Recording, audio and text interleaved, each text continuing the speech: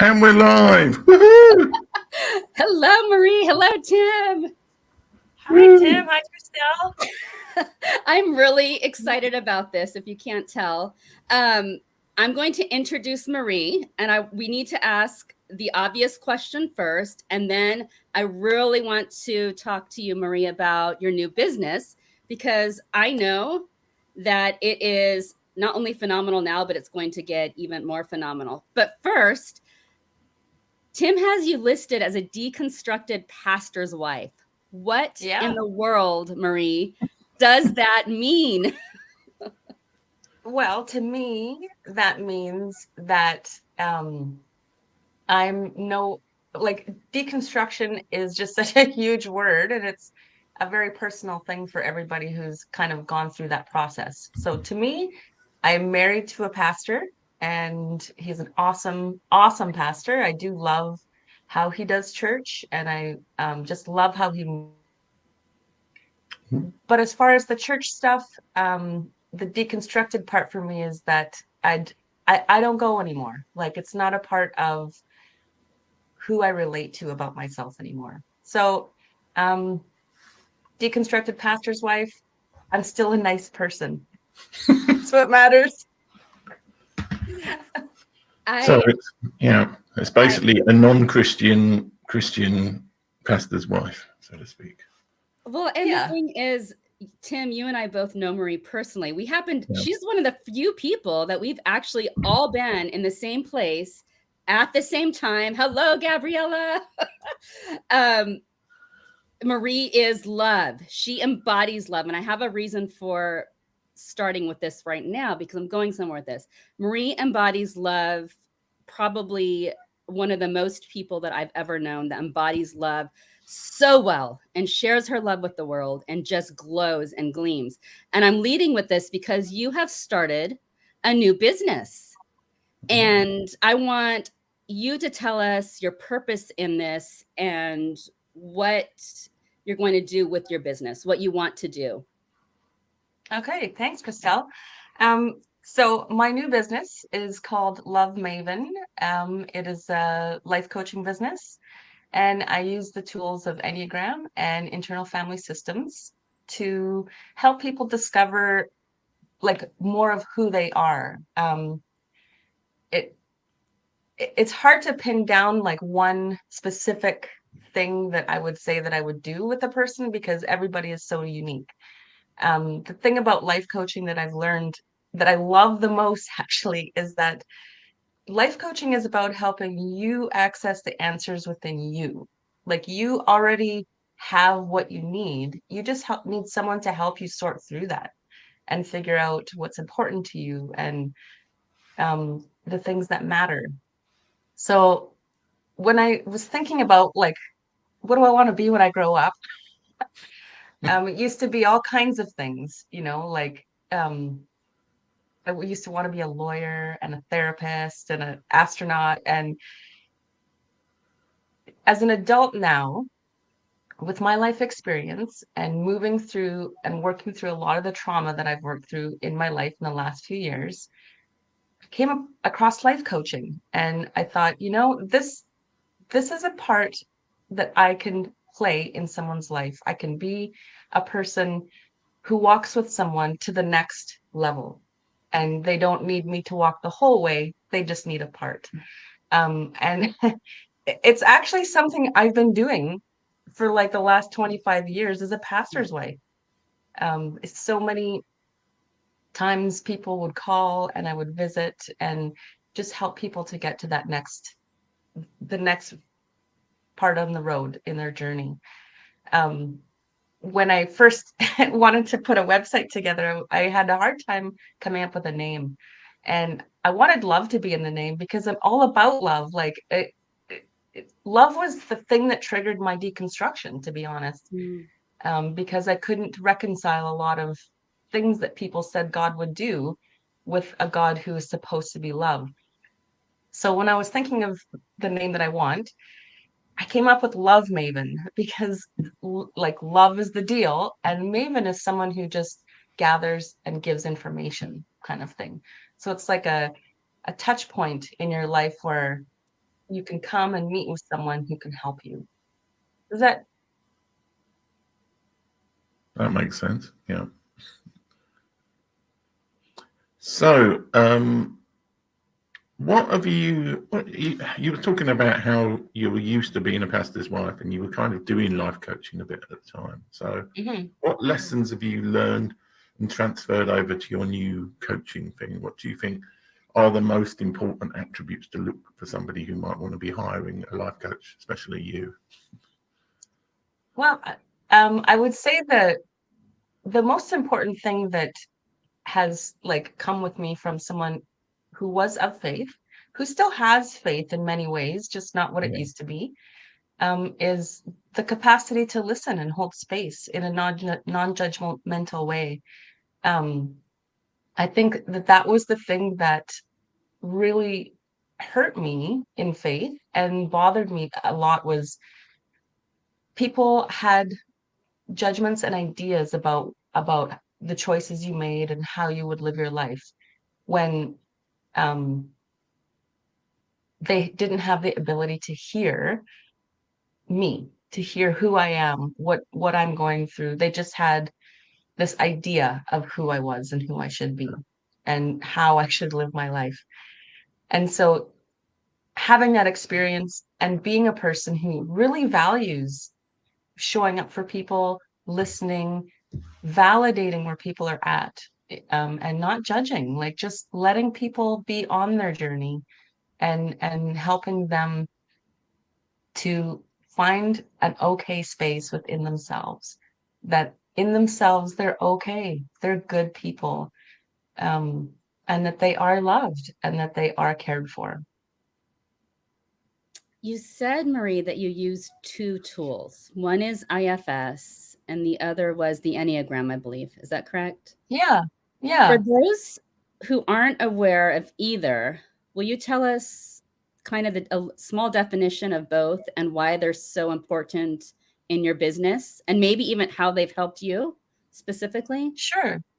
So the Enneagram is like it's a personality tool similar to Myers-Briggs, but it's far more in depth. And the Enneagram kind of goes to the root of our personality and why we are the way we are. It helps you really look into your shadow side, like, Mm. and help you understand and bring that self-awareness. So it just bridges so well with IFS because IFS, Internal Family Systems, that was made by Dick Schwartz, is this form of therapy that just um, talks about we all have internal parts of us in our mind that are kind of like people, right? Like their personalities in our personality, and learning to separate those pieces of like that's not actually me, that's just a part speaking, to get to create some distance and create space within yourself and your life to recognize that, oh, this emotion right here, right now, even though it feels overwhelming, is not the sum total of my existence. Um, so being able to take both Enneagram and IFS and combine them is just such a powerful self-discovery tool, like both of them together. And the journey is about self-discovery, right? It's about going into self and figuring out why we do things, why we feel this way, why can't we reach that goal right now, or why do we feel lonely right now, all those kinds of things. Yeah. So, for the people you work, with the people you work with, what are the most common things that you help them with? What are the biggest challenges that are going on in terms of life coaching? What are people looking for, and what kind of things are the most the most well with what you do? Hmm. Well, I find that often most people are just looking for answers. Yeah. And the thing about that is I don't have a lot of answers in that we're going to explore what are the answers inside you. So um it really takes the pressure off of the professional to come up with like, do this, and your life is going to succeed. And it puts it takes the pressure away. It doesn't even put it anywhere. It takes the pressure away and says to the client, what's important to you? Let's figure out why some choices feel this way, and why this block is here. And so often I think that people think, well, I'm just going to hire a professional and I'm going to get the answers. Mm. But it's not really about the answers. It's about the journey and how we're showing up each and every day. What is the What difference? is the difference? Oh, we have some echo. Eek.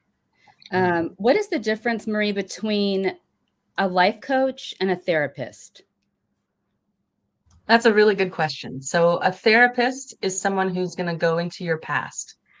They're going to dig deep into what happened in the past and how that's affecting how you're showing up today. A life coach is going to focus on today, on the here and the now. Sorry. They're going to focus on how can we help you today? What kind of things do you need to work through in the present? So that would be the biggest difference. Is a therapist is more about the past and how that's affecting, and a life coach is about let's look at today. Okay, so I can see Christelle's worried she's going to echo now. So. Did you see my face? I try so hard to be. I was like muting and I was saying, "Oh, it's not me." So it's like I think it's the auto echo thing is screwed up on StreamYard. Anyway, so the interesting thing, I wanted to say one more thing, is that a lot of times, like people today, they're just lonely. I mean, that's like, we live in this digital space where we can do stuff like this, but people don't even necessarily do that. And a life coach is somebody, like, if you can't spend the money on therapy, because for some people it's inaccessible, unfortunately, a life coach is like the middle ground, and somebody who can help you with the today stuff and help you to figure out why today is like how it is. I think it's a really important, like, middle of the road kind of connection point for people to be able to feel like they're not alone. We're giving a chance for Mr. Valentine to put this long comment in about how there's different types of therapy. It's true, and some going to the past and some going to the present, or help with the present. They don't go into the present. So, do you feel that society's got worse because of the waning of religion? I mean, this is not so much of an issue in the US as it is in the UK. We're a very non-religious society, really, in general, in the UK. Do you feel that religion, with all its problems, losing that, some of the things that were in religion being lost is what is the root cause of a lot of the other problems we have? That's a really big question, Tim. I would say that I don't think society is getting worse. I do think that society is getting better in lots of ways. I see that, since the pandemic, that a lot of voices feel more free to make more noise, that we didn't really hear from before. And religion's place in that, I think that it's positive and negative. Like, we can see that there's aspects of religion, Christianity in particular, that do really well and really serve their communities well. They really show up for their people really well, and aspects of it that really don't, that persecute people and cause harm. So since deconstructing, I've kind of thought that it kind of cancels itself out in a way. And as it does that, it just like throws people out of the chaos into some camps where people are really hurt and injured, some who just don't want to have anything to do with it anymore, and some who double down and just even give it more effort, kind of thing.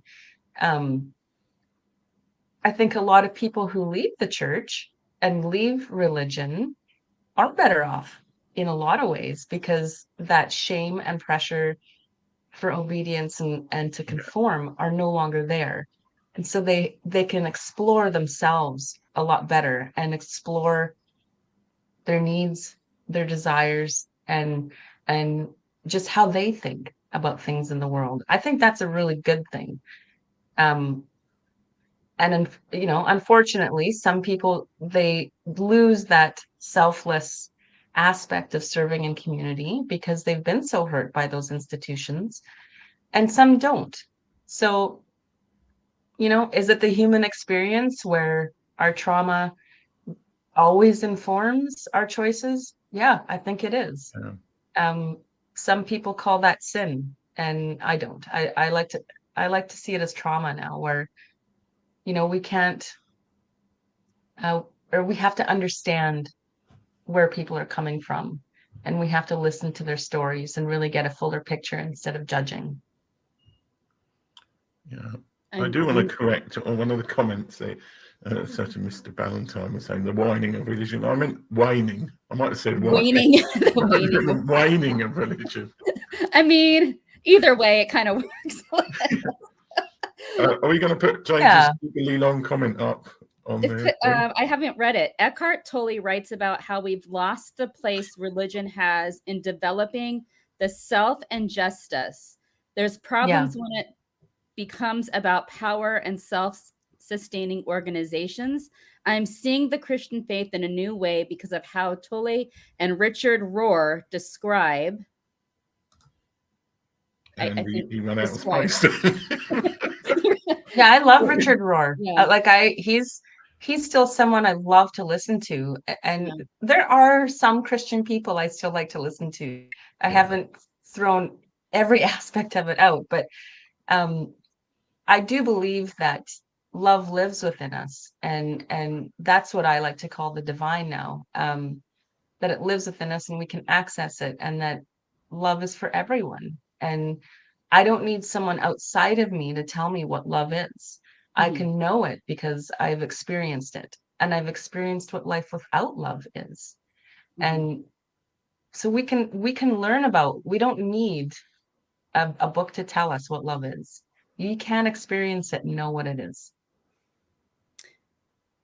Do you think, Marie, that people are primarily people who come to you, maybe even in just conversation, and you're kind of a natural life coach anyways, outside of your business, you're a listener. Do people come to you because they're looking for who they are, they're trying to discover who they are, they're looking for love, they're looking for someone to listen to them? What is the thing that people are looking for? I would say it's all those things, but if you're going to boil it down to one thing, I think it would be validating their existence, Hmm. like plain and simple, just validating their existence right now in this moment. Whatever they're experiencing, whatever they're going through, validating that I see you before me, and I see you're struggling with something, or you're celebrating something, and I'm with you on that. I'm here. Yeah, I managed to miss a comment in the which is and education of therapists is usually a psychologist, a doctor, life coach is a course. So I'm not sure what that means, but I think That's they're a, making the I mean, point. that's a really good, yeah, that's a good distinction for sure. Yeah, Therapy, you're in school for years and years. Life coaching, you know, there you are constantly learning. Like it's you know, the introductory part of it's 100 hours. So it's yeah. not just like a one day thing, but the start of it is easier. Do Mhm. you That's do a you feel does it valid yeah? position. Do you feel that there should be equivalent qualifications for life coaches as for therapists? I mean, obviously, you did what was in front of you. Actually, you did the training you needed to be able to say you're a Mhm. life coach. But do you think it really should Yep. be moving to the direction where it is much more professional and there's more to it? I think it is moving in that direction. Like Yeah, the place I got certified with, they sit under the like Worldwide Coaching Federation, And they are talking about they're going to have certification standards in the near future coming. Yeah, I realize just any Joe Schmo can go out on the street Yeah. and say they're a life coach. Mhm. Really, there's no laws. And so that's why you would want to choose carefully who you're gonna invite into your world to help walk with you. And I want to say that would go with therapists as well. I know before I Mhm. chose my therapist, I really chose wisely. I would like to think it took me a while to really choose. Goes on both sides, I think. And I actually know therapists who have to call them by law themselves by law life coaches simply because they received their education and their license in a different state and Mm. then but Yeah. they want to operate here and it's such a process to and I've known very qualified therapists who have had to call themselves life coaches and move in that way because Hmm. they simply can't practice across states and that kind of thing, but they have all the Yeah. education. um, but I like that you noted, Marie, it's about like be very wise in who you choose and who you want to let speak into your life. But doesn't that go beyond That's coaching right. and therapy? Yeah, that It just totally. And I think like a question I would ask if I was looking for a life coach is like, if a session gets really heavy and you start to notice trauma coming up, what would you do? Yeah. And as a life coach, I'd refer you to a therapist. yeah. That's not my thing to take on. Um, so yeah, it's really important to choose wisely and to really research who you're choosing and know their story too.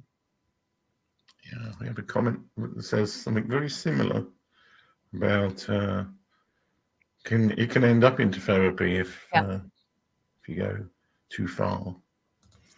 I know I'm going to ask you this, Marie, and I'm kind of phrasing it because I've gone through my own life coaching for art. It's completely different than Hmm. what you do, but it's for art therapy. And I know that all of my courses said be very wise in how you do this and always have Yeah. therapists surrounding you that you can refer to.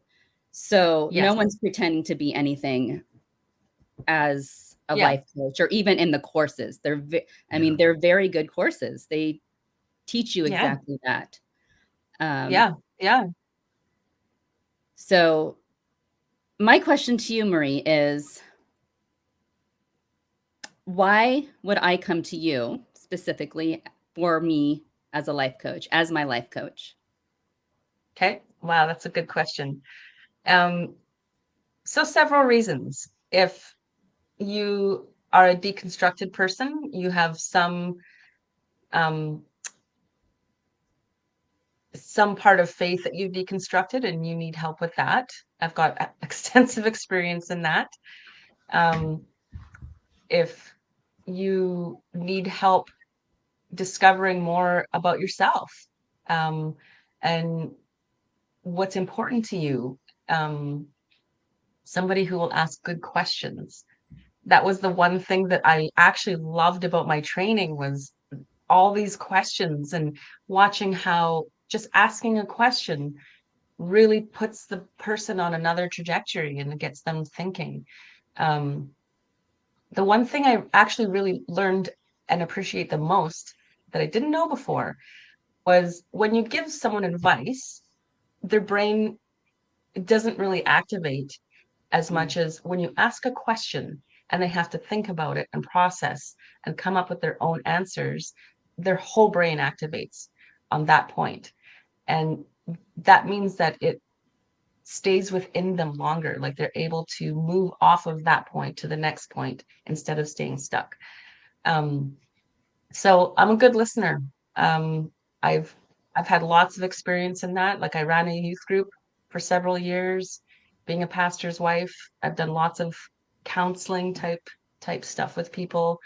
Um, I am patient and I am kind. And I could I don't know, I feel like I should have other people saying like, why should you go to Marie? Um, Yeah. but I think the best thing is that you can trust me. You can trust that I am not gonna overstep my boundaries. I know what I can and can't do. and I have no problem saying, hey, this is beyond what I can do for you, and pass them on. Can Yeah. I say personally, this is a little different. Personally, I think you, Marie, are one of the safest people I've ever known. And that's not Thank a you. word I like to use. I'm very cautious with that. Safe. But you also, like you said earlier, part of your journey is, and what you find important is validating who people are. You Yes. validate everyone. You validate who people are. And I think, and you can correct me on this, you show people that not only are they love, but you Mhm. show them love outside of themselves. So both within and outside of. Yeah. Yeah. I think that that's super important to do. Showing up for people and allowing them to have space to be who they are and to know that that's okay. I mean, I've lived my deconstruction out loud in my community, and I've lost friends because of it. And but the point of doing that was to say that what you see happening in my life, I want I'm learning from and you can learn from. And it's okay to be you. It's okay to show up on a day and not being able to keep the emotions together. It's called being human. Um, in the first part of my deconstruction, I had a lot of gasoline to burn and a lot of anger, and hurt that I had to work through about the church. And I can honestly say now that most of that's gone. Most of that's gone. I can find myself talking with Christians way easier now. I don't That healing has come, I'd Mm. like to say. And so as I've lived the last few years out loud on social media, the main reason I did that was to tell other people it's okay to be you, and it's Mm. okay to experience life however you need to. Because So, otherwise we're always hiding. We're always in yeah. wearing masks, and we're inauthentic. And I spent 25 years building up a lot of community, like credit, being a pastor's wife and being who I am. And I never spent it. I never spent it. And as I deconstructed, that was the one thing I was very conscious of doing, is I'm going to spend my cred here, because it means that we're going to boil it down to love, and love is always and only what matters. And so here I am burning at both ends, but I'm on fire for love, and I love myself way more than I ever have. And I never understood why that was important before, but I do now. Yeah. So you said there about you went through the anger stage against people.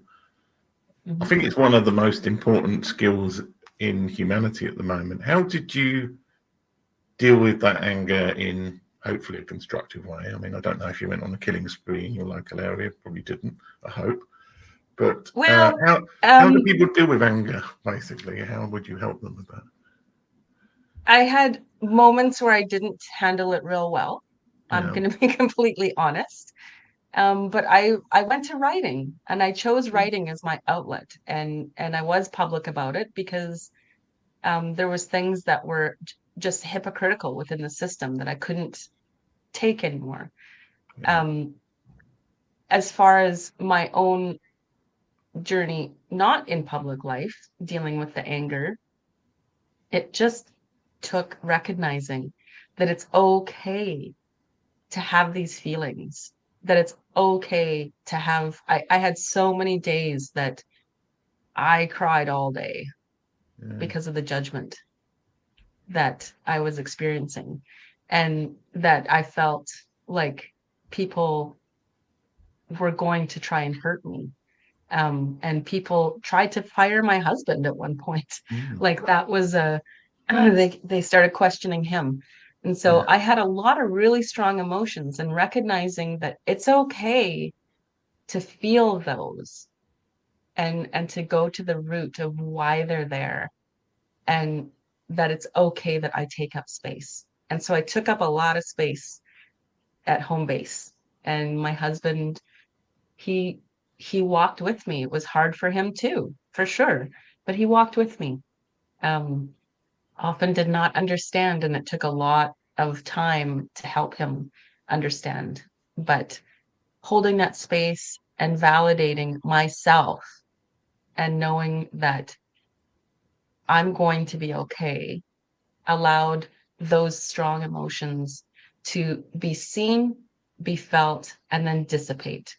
And so over time, over the last few years, I got all of it out in the beginning, like fireworks. And then love came in and started to heal me and started to really temper those rough edges where I can understand now why people choose to live the way I was living, because I made those choices too for several reasons. And in the time I didn't understand it, but now I can have compassion on myself for why I chose to live that way when eventually it got to the point where I couldn't live like that anymore. So when we can have compassion on ourselves and understand why those big feelings are there, it helps them move through us and not get stuck. I want to touch on this again, and there's a kind of an important reason. One, I've heard anger is the emotion that affects change in us and gets us to move. Mhm. But I've been sitting in a lot of circles with women, Marie, who have been told that anger is not valid. And as a woman, you should not be angry. And I would love to hear your thoughts on the power of anger in women when, I'm going to end there. The power of anger in women. Okay. Um, so anger in most times, I think, comes from grief, right? It comes from a place of being hurt, a place of being wronged. And you're right, anger is a really good motivator to make change, for sure. Like it was in my deconstruction, 100%. Like watching, the LGBTQ community get roasted just for simply wanting to live in love drove me crazy. Like it made me angry, because people were getting hurt. So the power of anger in women, like women have this, you could do a whole podcast on this. Women have been told for so long that your worth and meaning comes from serving a man, from raising children, that you should stay at home and don't reach for the stars, let your husband do that. We've been told for so long. And even though now, like, feminism has brought us a long way, we still have so far to go. And it's not about like becoming someone you're not. It's about having the freedom to be who you are. And if that's somebody who wants to pursue careers, who wants to just do something outside of the box that patriarchy has set for us, then do that. Like, that's good. And so, a lot of anger comes from, we've been dismissed, we've been abused, we've been abandoned, and we often hold the brunt of trauma in society as women. So rightfully so, there is a lot of anger, and it does motivate change. How can a woman's anger be used for good? Oh, she has some good comments. Thank you, Rose. Rose says, did you ever read Rage Becomes Her by Soraya Chemaly? I might be pronouncing that wrong, and I'm sorry. And I interviewed her about this book before it was published. Wow. We'll have that to sounds like a book I want to read. We have to add that to our... I'll let you carry on. What was the question I just asked? My ADHD just went there. How can anger be used for good? Is that what I asked? Well, what happened? Maybe.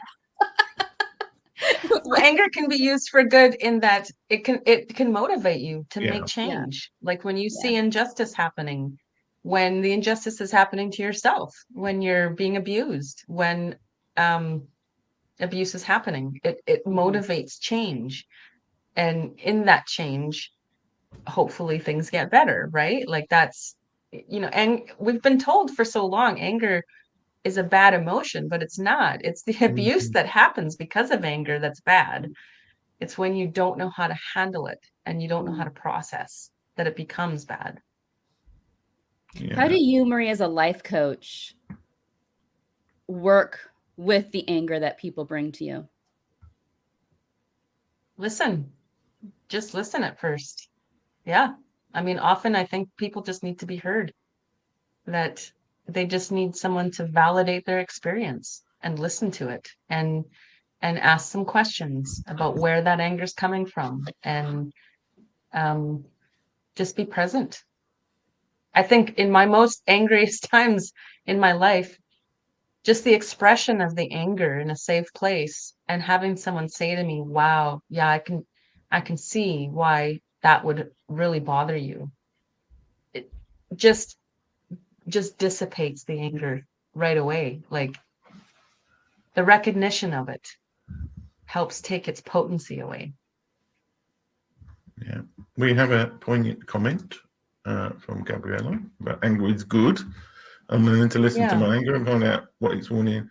I remember reading a book by Tony, I think it's Tony Robbins, saying that emotions are action signals. So, Mm.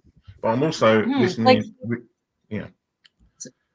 in IFS, Yeah. Dick Schwartz says like there's no bad parts. Like all Yeah. of your parts are good parts. They're all protector parts trying to help you. Some of them in really messed up ways, but Yeah. they're all protector parts. And so anger is a good part. I mean, when you understand why those things are within you and you see that they're actually just trying to protect you, then you can have compassion on those parts. And when those parts feel like they've been heard, just like for us, when we feel like we've been heard, it dissipates and it dials the dial back on that emotion because now it's been witnessed and validated Yeah. and and seen. Yeah. I was going to say about a book I'm listening to at the moment, again, an audio book that I read years ago, which is by Ryan Holiday, I think. Trust Me, I'm a Liar. And it talks about how he used anger to manipulate people in the media for his books Mm. and things. So what he was working for this client and he graffitiized this billboard that he'd created so that he could get people angry to write blog comments about it. So I think it's important to feel anger, but anger can be useful, but people can be manipulated by it. I think that's Oh, probably big the time. reason in the past why people have been encouraged not to be angry. But some ways, if you're never angry, then you're very easy to manipulate when you do get angry about things. Right. Yeah. Wow. That's it's the power of media, huh? Wow. Yeah, well, it's because the current world, like, it's such a good book. It's a bit out of date now because he wrote it in like 2012, but he found the lowest blog people in the chain. It's all about how he manipulated media when he was Mm. in working for American Apparel. Gabriella says there are no bad There are no emotions, bad emotions, but what we do with but what them we can do go with them. either way. Yeah. So, Yeah. Christelle's echo has come back again. That is so weird. I don't know what to do about that. So it's probably about time I asked the question, like, how can people find out more about you? And also, if they want to work with you as a life coach, how can they do that? Well, I have a website. It's www.lovemaven.ca. You can contact me through there, or I mean, you can look me up. My name on Facebook. My profile is public now, so you can find me there. And yeah, those are the two ways you can get a hold of me. I do Drop me post a little bit of my writing up on my website, lovemaven.ca. Yeah. I'll be posting more of it. And that just kind of gives you a flavor of who I am. Good. And do you have room for clients now who want to come see you? Oh, yes. Yeah, for sure. Cool. Yeah. Well, not immediately now. I mean, they're not going to be like coming in on the slide. I mean, who knows? You know, Future. slide on into our comments. we're all having life coaches and therapists. It's a good thing. Yeah. It is a good thing. It is a good thing. I think Yeah. something I like about our now is that therapy and life coaching is becoming normalized, and I am a big Yeah. proponent of that. Yeah. Yeah. I Even think if there's therapists and life coaches work really well together. Mhm. Absolutely. Marie, thank you for joining us today. I knew Thank you this for was gonna having be me. fun. Yeah, thanks so much for being a guest. And thank you, Gabriella and Rose and James and everyone who came out, Lorraine, who came and commented. I hope that you were able to get some good out of this. Marie, I always love chatting with you. You know that. So come back in a few months and tell us how your coaching is going. And Sure. everyone else, we will see you next week at our new time. New Yeah. time. We're now at 8 o'clock Pacific Standard Time, 4 p.m. UK time on Wednesdays. Do you know who we got next Awesome. week? I can't remember. I can't Thanks, remember. guys. Anyway, I've got somebody next week. So Yeah, Marie. thanks everybody for watching. Bye. Thank you, everyone. Thanks, Marie.